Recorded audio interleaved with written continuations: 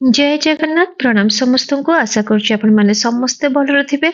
आज मैं बारी इम्पोर्टेंट टॉपिक ऊपर कथा हवा जार आरंभ होची संपर्क जहाँकि जन्म पूर्वरु आमे केमिति गोटे संपर्क रे बांधी जाइथाउ। तेबे अवचेतन मन और तार संपर्क साथी रे कौन संपर्क अछि तार विषय जानिबा। आपण अवचेतन मन रे संपर्क रे मध्य अनुभव परि लेखाई जाइथाय। केउ मनुष्य को देखिले आपण आत्महरा जाती, काहाकू देखिले हृदय विषन्न हो जाए।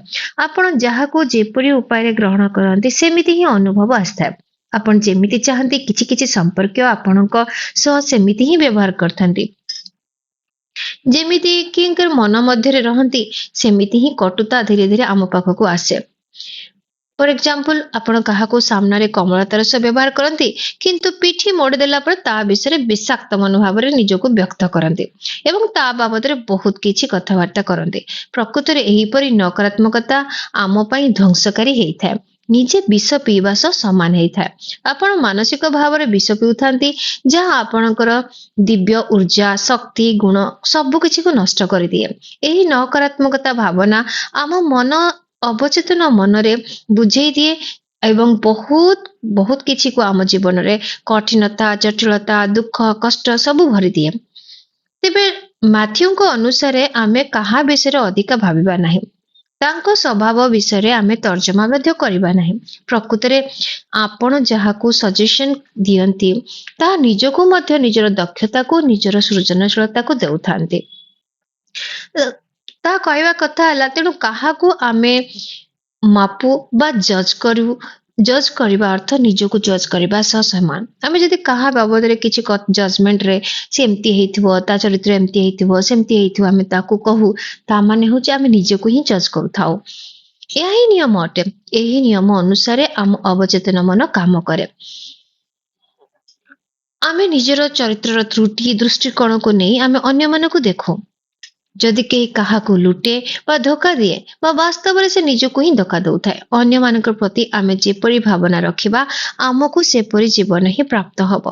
प्रत्येक दिन निजर खबर उपरे नजर देई जदि आपण विचलित हेबे एवं तेबे आपणकर ऊपर तार खराब प्रभाव पड़िबा। आपण समस्त न्यूज पेपर पढुथिबे, न्यूज पेपर पढ़िबा सह अन्य सांगसाथी मानक सहित से तार विषय रे जो न्यूज ऊपर आलोचना करुथिबे एवं सेही आलोचनार जो नकारात्मक आलोचनार जो दुष्परिणाम आपणक ऊपर निश्चय पड़े। एई खबर अन्य मानक पढ़ंती किंतु सेतरे सेमानकु किछि भी फरक पड़ेनी। आपणकर नकारात्मकता भावना आपणक मनर शांति को छड़ाई निए। फॉर एग्जांपल जने महिला लिखिचंदी तांको स्वामी बहुत रागी अटंती, एते रागी जे तांको से तांकर रागी रागी बहुत रागी गले तांकर रक्त अल्सर हो जाउतला। डॉक्टर तांको उपदेश देउतले मनस्तत्वविदकर उपदेश देके नेबा पई कहितिले एवं सेठर को से जिबा परे तांको रागीबा बंद करिबा से बंद करिबा अभ्यास करथिले। बंद करिबा द्वारा ध्यान द्वारा तांकर राग ऊपर निजर कंट्रोल आस्थिला। आ किछि लोक अछन से माने कहंती मु नारी मानको घृणा करे कारण कोनोसी नारी तांको अपमानित करथला तापर से ऑफिस रे नारी मानको सहित चिड़चिड़ापना देखांती एवं तांको से बेला व्यवहार करथले ता विषय सर्वदा आलोचना करथांती। एही असुविधा को ठीक करिया पई लेखक तांको एक प्रार्थनार उपदेश देइथिले एवं समस्तक भाव रे से डिविनिटी देखिया पई तांको कहिथिले। धीरे धीरे तांकर ए जो भावना थिला परिवर्तन हला, तांको से समस्तको गोटे समान भाव रे देखिले एवं तांको जीवन गोटे नॉर्मल एवं शांति सुखप्रद जीवन हेतिला। तेबे आमे इमोशनल परिपक्वता को केमिति आपणेबा। जदि आपण केबे खराब लागे प्रथमे आपण निष्पत्ति नियंती मते एठे रागी के रहिबार अछि ना कोन करिबार अछि आपण निर्णय नियंती। तापरे भावंती मु केमिति ताको प्रतिक्रिया देबी बा ताको पाने देबी। तापरे जदि से भावना आपण रहंती समय को अपेक्षा करंती पुणी निज क्रोध को टाइम आसिले प्रकाश करंती। किंतु जदि आपण भावना क्षेत्र रे निजर मैच्योरिटी बा परिपक्वता थांती तेबे से नकारात्मकता को निज मन भितर बेसी समय रखंती नहीं, ताकू बाहर कर दियंती। कहा पई खराब भावंती निज अंतर थिबा शक्ति को बुझिबा को चेष्टा करंतो। अन्य मान को कथा किंबा व्यवहार को निज मनर शांति रो भंग करबा को जमा भी दियंतु नहीं। सिक्वेन बोली जने वाइब्रेशन मध्य से ए पुडी कहिथिले जे पर्यंत हृदय रे प्रेम नाही से आंतरिकता रो मोर पई मूर्त ମୃତ ଅଟେ। ପ୍ରେମର ଅର୍ଥ ଅନ୍ୟକୁ ବୁଝିବାର ସାମର୍ଥ୍ୟ ଓ ଦିବ୍ୟତାର ଆଦର ଅଟେ। ଯେତେ ପ୍ରେମ ଦିବ୍ୟ ଭାବନା ଆପଣ ପ୍ରକାଶ କରନ୍ତି ସେତିକି ପ୍ରେମ ଆପଣଙ୍କ ପାଖକୁ ଆସିଥାଏ। ପ୍ରତ୍ୟେକ ବ୍ୟକ୍ତି ପ୍ରେମ ଓ ପ୍ରଶଂସା ପାଇବା ପାଇଁ ଚାହେଁ। ଦୁନିଆରେ ତାର ଏକ ପରିଚୟ ସୃଷ୍ଟି ହଉ। ଏହା ହିଁ ଜୀବନର ସିଦ୍ଧାନ୍ତ ଅଟେ। ତେଣୁ ଯେବେ ଆପଣ ଆଉ କାହାକୁ ପ୍ରେମ ପ୍ରଶଂସାରେ ଭରି ଦିଅନ୍ତି ସେତେବେଳେ ଆପଣଙ୍କ ଜୀବନରେ ତାହା ପ୍ରତିଫଳିତ ହୁଏ। ସେ ତାଙ୍କୁ ଜଣେ ଏମିତି ଥିଲେ ଯେ ତାଙ୍କ ଅଡିଏନ୍ସ ମାନଙ୍କୁ ଘୃଣା କରୁଥିଲେ ଏବଂ ସେ ଆକ୍ଟିଂ କରିବାକୁ ତାଙ୍କୁ ଭଲ ଲାଗୁନଥିଲା। କିନ୍ତୁ ଧୀରେ ଧୀରେ ତାଙ୍କୁ ଯେତେବେଳେ ଏଇ ସତ୍ୟତା ତାଙ୍କୁ ଲେଖକ ଜଣେଇଲେ ତାପରେ ସେ ତାଙ୍କର ସବୁ ପ୍ରଶଂସକଙ୍କୁ ତାଙ୍କ ଅଡିଏନ୍ସ ମାନଙ୍କୁ ବହୁତ ଭଲ ପାଇଥିଲେ ଆଉ ସେ ସଫଳ ହେଇଥିଲେ। ତେବେ ଆଉ ଗୋଟେ କଥା ହଉଛି ଡିଫିକଲ୍ଟ ପିପୁଲ ଆମ ଜୀବନରେ ଡିଫିକଲ୍ଟ ପିପୁଲଙ୍କର ଲୋକଙ୍କର ଜମା ବି କମ ନାହିଁ। ଜଟିଳ ବ୍ୟକ୍ତିକୁ କିପରି ଆମେ ହ୍ୟାଣ୍ଡେଲ କରିବା। ଆମ ଦୁନିଆରେ ଏମିତି ବହୁତ ଜଣ ଅଛନ୍ତି ଯେଉଁମାନେ ବହୁତ ଜଟିଳ କଠୋର କଳିକଜିଆ ଯୁକ୍ତି କରିବା ପ୍ରତ୍ୟେକ କଥାରୁ ନକାରାତ୍ମକତା ବାହାର କରିବା ଅସନ୍ତୁଷ୍ଟ ସବୁ ଏମିତି ପ୍ରକାର ବ୍ୟକ୍ତି ବିଶେଷ ଥାନ୍ତି। କିଛି କିଛି ଲୋକଙ୍କର ବିକୃତ ମାନସିକତା ବି ଥାଏ। ମାନସିକ ରୋଗଗ୍ରସ୍ତ କିମ୍ବା ପିଲାବେଳରୁ କୌଣସି ଦୁର୍ଘଟଣା ଘଟିଥାଏ ସେମାନେ ମାନସିକ ଭାବରେ ଦୁର୍ବଳ ଥାନ୍ତି।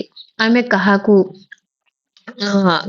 କୋଉ ରୋଗରେ ଟିବି ରୋଗରେ ଆକ୍ରାନ୍ତ ଥିବା ଲୋକକୁ କିଛି କହିବା ନା ଆମେ ତାକୁ ଘୃଣା କରିବା। ଆପଣ ତାଙ୍କୁ ଘୃଣା କରିବା ଛାଡି ତାଙ୍କ ପ୍ରତି ଉଦାର ହୃଦୟ ରଖିବା ଉଚିତ। ସମସ୍ତଙ୍କୁ ବୁଝିବାକୁ ହେଲେ ସମସ୍ତଙ୍କୁ କ୍ଷମା କରିଦେବା ଉଚିତ। କେବେ କେବେ ଅସୁବିଧା ସାଙ୍ଗସାଥୀ କି ନେଇକି ଆସେ। ମନରେ ଘୃଣା ଅବସାଦ ରାଗ ଦ୍ୱେଷ ଧାରଣ କରୁଥିବା ବ୍ୟକ୍ତି କେବେ ବି ଅନନ୍ତ ଶକ୍ତିକୁ ଗ୍ରହଣ କରିପାରେ ନା। ସେ କେବେ ବି ଭଲ ସତ୍ୟ ଧର୍ମ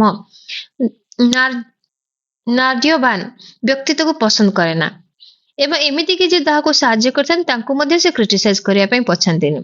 ଫର ଏକ୍ସାମ୍ପଲ ତାଙ୍କର କଣ ମତଲବ ଥିବ ସେଥିପାଇଁ ସେ ସାହାଯ୍ୟ କଲେ ଲୋକଙ୍କୁ ଦେଖିବା ପାଇଁ ଏମିତି କରୁଥିବେ।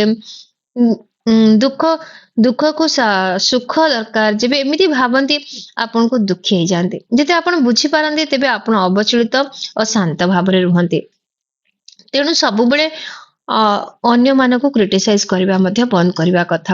ତାପରେ ଏମ୍ପାଥି କିପରି ପ୍ରାକ୍ଟିସ କରିବା। ଅନ୍ୟମାନଙ୍କର ଦୁଃଖକୁ ଯଦି ଆପଣ ନିଜେ ଫିଲ୍ କରିପାରୁଛନ୍ତି ତାଙ୍କୁ ସହାନୁଭୂତି ଆମକୁ ଜଣେଇବା ଦରକାର।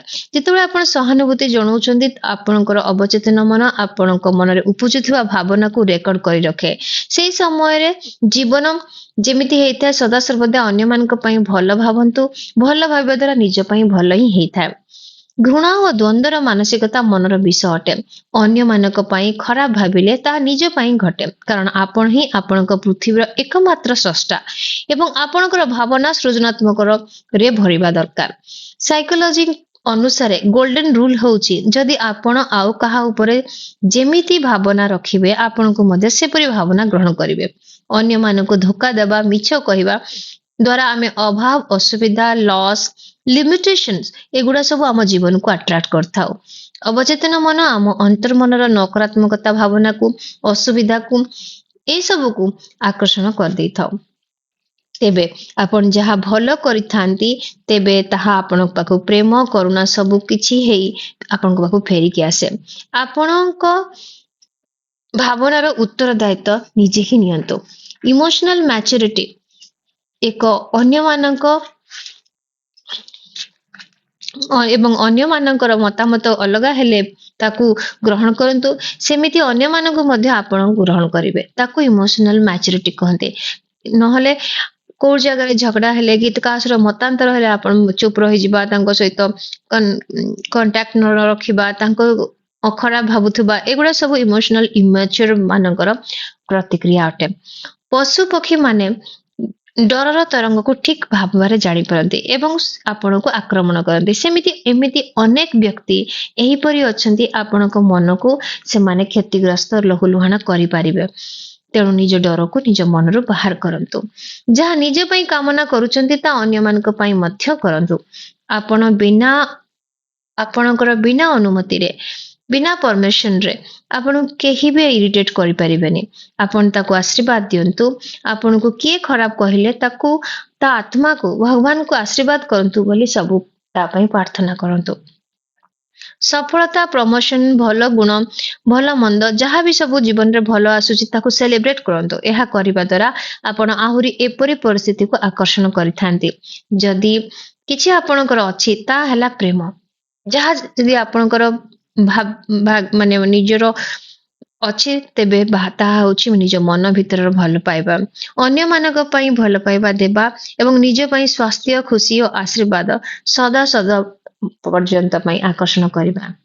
ଆଜି ପାଇଁ ଏତିକି ଆଶା କରେ ଆପଣଙ୍କୁ ଭଲ ଲାଗୁଥିବ। ଯଦି କିଏ ସମ୍ପର୍କ ଭିତରେ ହଜି ଯାଇଥାଏ ତାକୁ କେମିତି ହ୍ୟାଣ୍ଡେଲ କରିବା ଜଣା ନଥାଏ ଏ ଭିଡିଓଟି ତାଙ୍କୁ ନିଶ୍ଚୟ ସେୟାର କରିବେ। ଆଉ ଯଦି ଆପଣଙ୍କୁ ଭଲ ଲାଗୁଥାଏ କମେଣ୍ଟରେ ନିଶ୍ଚୟ ଲେଖିବେ। ଆପଣଙ୍କୁ ଏ ଭିଡିଓ ଶୁଣୁଥିବାରୁ ବହୁତ ବହୁତ ଧନ୍ୟବାଦ, କୃତଜ୍ଞତା ଏବଂ ଆତ୍ମ ପ୍ରଣାମ।